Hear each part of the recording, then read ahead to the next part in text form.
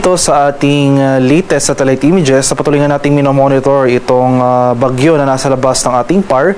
Latest location natin para sa bagyong ito, kaninang hapon nasa layong 2,730 kilometers silangan ng northeastern Mindanao.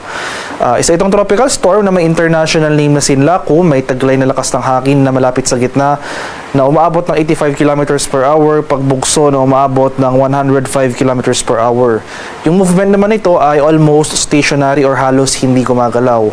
Walang magiging epekto ang nasabing bagyo sa anumang bahagi ng ating bansa, kaya for Metro Manila and most of the country, makikita natin dito sa ating latest satellite images na halos wala tayong kaulapang maobserbahan. Generally fair weather, mainit at maalinsangang panahon, nandyan pa rin mga tsansa ng mga biglaan at panandaliang pag-ulan na dulot ng localized thunderstorms.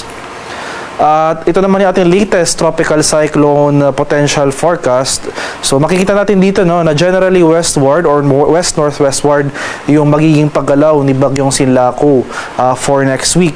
Posibleng pumasok ng PAR by late next week and then magsisimula yung pag-recurve nito from April 16 to 22. So by next week, magsisimula yung recurving pattern o yung paglihis ng nasabing bagyo sa ating bansa. So mananatiling malayo, at least for now yung scenario natin, mananatiling malayo itong si bagyong Sinlaku sa ating kapuluan. Wala itong magiging epekto sa lagay ng ating panahon sa mga susunod na araw.